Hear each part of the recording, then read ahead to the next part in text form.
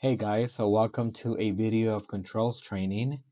So I did put HVAC algorithm as the title for today's video because what we're gonna go over is something that we really don't see. It's behind the scenes. So if you work in HVAC systems controlled by building automation, the proportional block is not something that you physically see. It is on the software. It is something that is downloaded to the controller and it produces an action based on a set point and on the process variable, which is a thermostat or your return air temperature. So I hope that by the end of this video, you understand what the PID works. Specifically, we're going to be working on proportional. So I created a program already, and I kept this program as simple as possible. Hopefully, it makes sense in a couple of minutes.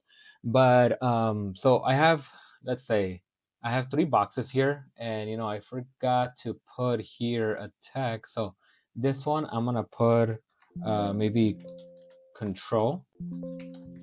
So we'll put control, right? This is what's gonna control. Maybe activate the system. So the end goal of this is so that we can get some cooling. Simple as that. And I'm going to show you 2 examples. Second stage cooling, where you turn on compressor 1 and compressor 2.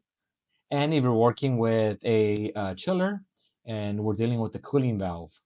But just kind of going back to this, okay? So we have an occupy schedule. So this is a software point. You can't see this, but this is something that we could actually manipulate on the back end. So once the program gets downloaded into the controller, we can tell the occupied schedule, hey, I want this program to start between the hours of 8 in the morning to 5 p.m. on through Monday through Friday. So let's say, just hypothetically, 8 to 5 p.m., right? So if it's within that schedule, it's going to send an on signal, okay? It's going to send an on signal. Now, if you follow this little on signal here, you see it's just a little label. You see, I just created another one right here. This label right here, I put that same label down here. And why did I do that? Well, this is another box, fan command and status. So once it is once it is under that schedule, it's gonna send a yes or an on signal. And because this is the same wording or label as of this one here, it's gonna send a yes signal to a fan command. Now, this BO, in an earlier video, I went over binary outputs, but a binary output, guys, is just a switch. Just like a thermostat, when you have a call for cooling, R, which is your power, gives Y, your yellow wire 24 volts, it switches. It switches with the Y. They become basically one line. It's just like your light switch in your room, right? You're gonna flick it on and there's power. It's the same thing with the binary output with this right here. We are just flicking on the switch and sending 24 volts to, let's say, a relay coil or contactor coil, which turns on our fan. Now, binary input, this is the one video I haven't created yet in my controls video series parts. But the binary input basically is a safety. Just because I send an on signal, it doesn't mean that fan actually turned on. We sometimes use a little current sensor. They look like a little donut to measure current to make sure that it's actually turned on. But ideally, this is what we want. If this turns on, then we're going to get back an on signal. So you see right now it's in failure because it's not on. And we're going to right now simulate this program. But let's say we turn it on. We send an on signal to the fan. And then we get a status. The fan is actually on. We're getting a status that the fan actually turned on. So this is where it gets a little crazy, but it's not that bad. So this is an AND block, right? So think about it this way. If I am hungry and I have money, I will go to in and out. Let's say I am hungry and I do not have money. I can't go to in and out. Both of these have to be true for this one to be true. So this is what I did. This one here, if my status is on, fan okay, then also my schedule is on. If these two are on, it sends a yes, a go. Well, I labeled it as go, but it is a yes signal. So it's doing this basically by sending a yes signal here. This BACnet PID block, it's gonna start working. And how does it work? Well, I'm gonna show you on the whiteboard how that PID works. So just for now though, let's say this one here, we're gonna put, this is a set point, right? SET, PT, that's a set point. Let's say it's 70 degrees. So let's put 70 there, okay? And then this one, we can put 70, we put 75, okay? So we'll put 75, okay? So, this right here, the set point, this is just like your thermostat, right? That's something that you want to, let's say you have it on cooling mode and you want a set point of 70 degrees. That means that if it exceeds, if it goes higher than 70 degrees, like 71, 72, 73, 74, 75, you're going to have a call for cooling. So in this case, I put 75, so we are going to have a call for cooling. We are. So it's going to send out this number, which I'm going to show you right now on the whiteboard. So before we simulate this, let's go to the whiteboard so I can show you how the proportional works on a PID block. Okay, so PID, it stands for proportional. The P stands for proportional, the I stands for integral, and the D stands for derivative.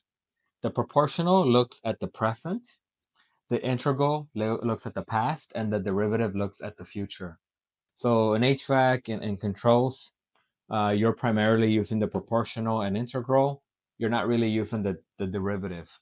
But in today's video, we're going to focus just on the proportional. So why does this matter here? Output equals P times error, right? Output equals P times error. This number here, the output here, the percentage, we're going to see that when we go back to the software, to the program. But simply put, the program we're going to be working on is on cooling, right? We already talked about how cooling works, right? Let's say my set point is 70. And if it exceeds, if it goes to 71, 72, 73, 74, 75, hey, I'm greater than the set point, right? It's warm. So I'm going to turn on cooling. So my set point, right? And that number doesn't change unless I change it. But let's say I set a set point of 70 degrees. Now, this right here, you can call it the process variable because this changes all the time. And what is the process variable? Simple. Your thermostat temperature, or let's say you have a temperature sensor, right? A thermistor in the return air temperature plenum. This is just the temperature that it's reading, right? Because you have to have a set point and then what your current temperature is, right? So you can compare it to something, right? But going back to this though, right? We want cooling, right? And let's set the set point at 70. And this is what I did with this chart here, okay? This is the percentage, right? This is the output here. And then right here, down here, this is the process variable. So this can change, right? If it's really hot in the room or in the classroom, this can change. It can go higher. But as mentioned, we're just gonna keep it simple. So we set my set point at 70. Okay. So let's say, and before actually we move on to that, another thing too, my P, they call it the P band, but the proportional, this is 20. This right here, that is something that I put in the program. And you're going to see right now, that is something I put in the program. But just, we got these figures now, right? We got these numbers. The P equals 20. My set point is 70. But how does it all relate? Well, let's say, right, my set point is 70, but let's say that the thermostat, right, let's say this is a T-stat, let's say the thermostat is reading 71 degrees. How far away is the 71 from 70? 1 degree, right? 1 degree. So 1 degree of error because I'm 1 degree away from 70. So that's all that the error means, right? And so when you look at it here, right, look what I said the output equals P. Do we know what the P is? Well, yeah, I put 20, right? That's something that I put in the program. 20 equals that error. That error can change based on where the thermostat is reading at that given moment. So I did say 71. At 71, I have 1 degree error, right? I'm 1 degree away only from the set point of 70. So in this case, the output would be 20%. 20%. and I put a little chart here. So if I'm 1 degree away, at 71, I'm 1 degree away. At 73, well, I'm 3 degrees away. At 75, I'm 5 degrees away. So at 71, it's only going to output a 20%, and that number is going to matter in the program. But as I go further away from the set point, my error is a lot bigger. Look at how many degrees I am. If I'm at 75, the thermostat is reading 75. I am 5 degrees away from the set point. And because of that, going back to the math here, right? Going back to the math, 5 degrees. So let's go ahead and start again. So P equals 20, right? 20 times, what's my error? 5. That's 100%. So the greater the error, the more of an output value I'm going to do. The more of an output value I'm going to do. So this is going to be 100%. If I am just not that hungry, I just want a snack, then I'm just going to eat a little bit of food.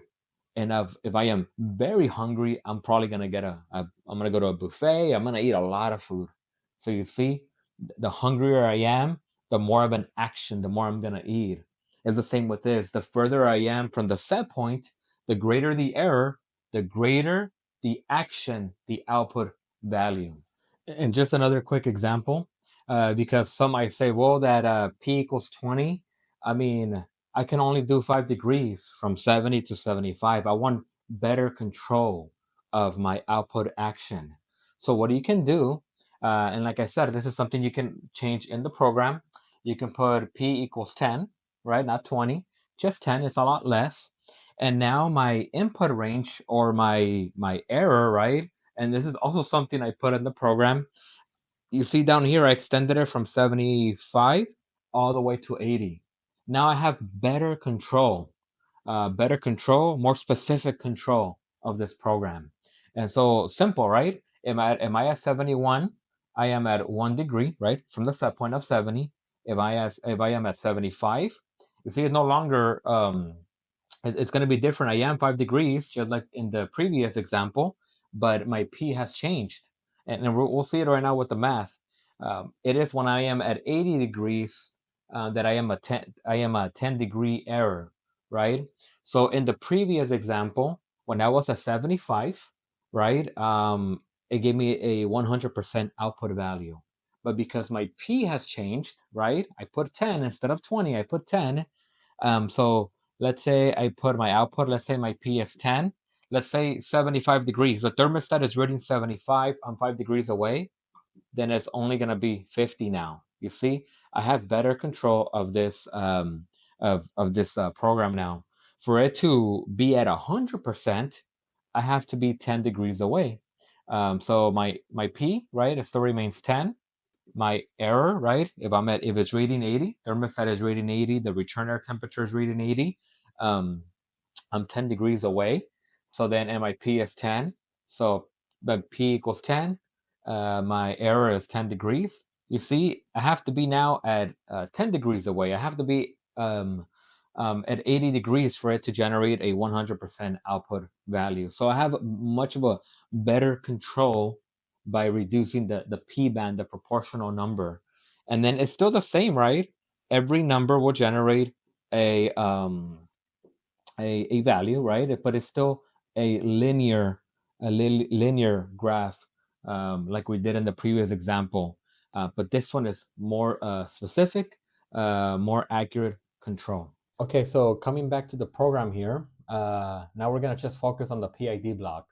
So remember on the whiteboard, I did say we are able to change the proportional. Now I did forget to mention, when you're dealing with cooling, the action is a direct. So what that means is simple. With cooling, let's say your set point's at 70, anything above is a direct impact on that set point. I'll repeat it. If anything above the set point is a direct action. And reverse is simple. Basically, is your heating. Let's say your set point is 70. and now you're reading 69 or 68 in the occupied space, that's when you would get heating, right? With reverse is basically just the reverse of direct, right? Anything below the set point of 70, and you have it on heating mode, it's gonna be a reverse action. So reverse heating, direct cooling. So like I said, we're gonna focus on the proportional. So remember the input range. This is basically the range of what we want. So in that example, we had put 70 through 75. Set point is 70, and 75 is an error of 5 degrees, right? An error of 5 degrees. So at 75, it's going to output 100% value, which we're going to see right now in the program. And we're not dealing with integral or derivative. This is where we would mess with if we were dealing with the I and the D, but we're just going to focus on the P today. So let's go ahead. Let me see what else I have to change here. We want a fast update interval. So I'm just going to just do something like that for now, change it. So, okay, so let's go ahead and get started. Let's go ahead and simulate the example. And actually, I do want to, let's see. Okay, well, let's see what happens. So I'm gonna go ahead and bring the program here. Let's give it a second. Okay, give us a second here. Okay, so here's the program. Okay. All right, so here we go. So let's go ahead and simulate it. I'm gonna put play. Okay, and the reason it's still an off is because even though we have an occupied schedule, and this is something that I do here, right? You see, I just turned it on. So on. If I turn it off, then it's gonna be off. So I'm just gonna do it on. I'm just simulating if we're within schedule. But so on, right? That's a yes. That's good. But why is it off over here? Well, because look, this is in failure. But I'm gonna fake it, right? Let's just pretend the fan is on, right? So in this case, let's see if I can just fake it, because I might not be able to, because we're not linked to an actual controller. So I'm just gonna fake it for now, so just so you guys can see this example. So, oh, I'm sorry, this is where it's at. Okay, right here, simulation value. So you on, right? Boom, it went to go, and look, it gave me a value of 100. Remember, going back to this, right? And this is a good example. Going back to this, because I put an input range of 5, it's only gonna work if it's between 70 and 75. Once it reaches 76, 77, 78, my thermostat, it's always going to be at 100. But because it's only going to work within those 5 degrees, 71, 72, 73, 74, 75. So you see, in this case, because I'm at a set point of 70 and the process variable, the thermostat temperature, the return air temperature, 75, because I'm 5 degrees away, and each degree equals 20, it's going to give me a 100% value. And with this, and of course in a program, you would only have the top or the bottom too. You wouldn't have both at the same time. But let's say you have a cooling valve actuator, right? It's a 2 to 10 volts DC signal, right? And you can already set it up, because a lot of these Belimo actuators have a 2 to 10 volts DC. But at 100, it'll send a 10 volts DC signal, and it's going to open all the way to allow more cold air to go into that coil. But let's say we're not dealing with an actuator or a chiller, and we're just dealing with the system with 2 compressors. Well, it's simple. This 100, although you can't see it, is traveling, and so it's going to go here, and I put a true if block. If 100 is 100 greater than 25, it is. So it's going to send an on signal to my binary output. This is just like your thermostat. It's sending 24 volts to my Y1. That is it. My R and my Y1 are closing. And the reason why I put this one, compressor 2, is because if this is on, well, look, 100 degrees, man. Not only am I going to turn on compressor 1, it's also going to turn on compressor 2. Now, I did forget to put a time block, because you do want to run the compressor on for a bit. And then after 5 minutes, you turn on the second compressor. But you get the point, right? 100 is greater than 25. It is. Turns on compressor 1, get some cooling. And let's say you have an imaginary time block that I forgot here, but a 5-minute, right? Because 100 is greater than 50, right? Not 25, then 50. Go ahead and turn on, but my compressor on needs to stay on too. So you see right here, if this is on, and that's going to stay on, then my compressor 2 is also going to stay on. So both of these have to stay on, and then it's going to turn on the compressor number 2. But just kind of going back to this though, you see, let's see if we can simulate it from here now. Let's go ahead and let's see if it allows me. Sometimes it does not, but I'm going to change it to 71. Let's see if it allows me. Okay, it won't. So I do have to just exit that and then create another simulation. So let's go ahead and do that again. Let's give it a second. Okay, right there. Okay, so now we're gonna put 71 and let's go ahead and simulate it. So you see, now it's at 20. My error is only 1 degree away from the set point, only 1 degree. Remember what I said, and you saw it on the whiteboard, 1 degree equals 20. 1 degree equaled 20. So you see with this 20, and it makes sense. A lot of the times you're like, why isn't the system turning on? Why I'm only 1 degree away from the set point, it's not turning on. It is above the set point, but you see behind the scenes, you can't see the algorithm, but this is what's going on. 20 is not greater than 25. It's not gonna turn on compressor 1, and it's not even close to turning on compressor 2, because this one I put 25, and this is a number I can change, but any number greater than 25 turns on compressor 1, but I'm only 1 degree away. I only have an output of 20. Now with the cooling valve, it is going to send a small DC signal, and it's going to allow a little bit to come out, but a lot of the times the program, they have it set so that if you're only 1 degree away, it won't even open up that valve. It wants to see a bigger value. But going back now to the other example, remember the second example that we went over? So let me go ahead and show you. Okay, so right here. So now we're gonna put 10, right? And it automatically does the input range of 10. So now it's gonna be looking at potentially the thermostat reading 71, 72, 73, 74, so on and so forth until we get to 80 degrees. So now I have a better control of this proportional block. And I did put the proportional number to be 10. So look at what happens. If you recall, at 75, when I had a P-band, remember this was 5 and this was 10. This was 5 and this was 20. At 75 degrees, it gave me a 100% output value, because the error was 5 degrees from 70, right? Because it was reading 75 times the P, which is 20, 100%. But in this case, I want a better control of this program. So now it's going to look at the 70. It's going to look at what I put here, right? The proportional. So each error is 10. Each error is 10 because I put 10 right here, right? It's looking in between 70 and 80. And each error is going to be 10. So look at what happens if I put 5. So if in the previous one, it equaled 100. But look at now.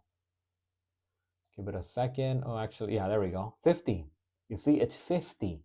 It's not 100 because I changed the input range in the proportional. I have a better control of this specific system. So instead of it operate at 100% output value, because I put an input range of 10, right, 70 to 80 degrees, each degree of error equals 10%. Now it's at 50.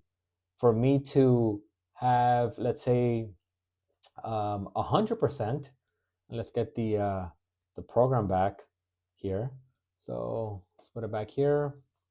You see, for me to be at 100, then this has to be at 80 degrees. You see, at 80 degrees. So now let's go ahead and turn it on. And now I have 100 degrees, right? Because 10 being the P, the proportional times the 10 of error, that's 100. And going back to this, right? And actually, let me show you a better example of what I mean. Because sometimes, let's say you have a system with two compressors. Um, so just because, at least with this example, you might be able to just because you have better control, you might just end up just using one compressor. And what do I mean by that? Well, let's say you have a value here of 74. Okay, you're only 4 degrees away from the set point, so you have 4-degree error, right? So my P equals 10 times the 4-degree error, that's 40. So let's go ahead and turn it on. You see I'm at 40. You see, my second compressor did not turn on because I am not that hungry. I only want a little snack. I'm not that far away from the set point. So I'm only going to use compressor 1, right? It's not that hot in the occupied space. The thermostat is reading 74. And because of that, it's only going to turn on stage 1 compressor. And a lot of the systems out there, they follow this algorithm, the way that these systems work. You don't want to turn on stage 1 and stage 2 if you're only a couple degrees away. Same goes with the cooling valve actuator. 40 degrees, it's going to do the calculation because it is a 2 to 10 volts DC signal. It's going to send out a small DC signal, and it's not going to open that actuator all the way. But this is what you'll see a lot of the times behind the scenes on a thermostat. Some of these thermostats get a little advanced in terms of when to turn on the second compressor, or you're working on a building automation controller. Is looking at this at my set point and the process variable, my thermostat, my return air temperature, and then it sends out an output signal. And based if there's a big output or not, right, based on the error, then either it'll turn on just the stage 1, or if this is like at least 50 or 51, 52, it turns on stage 2 because I have a greater error. So today's video is just something I wanted you guys to see how that P block, that's something that programmers, a lot of people that have access to the program can manipulate. You can have a tighter control of a program, or like you saw in the first example, my proportional was 20, my input was 5. So I have bigger output values.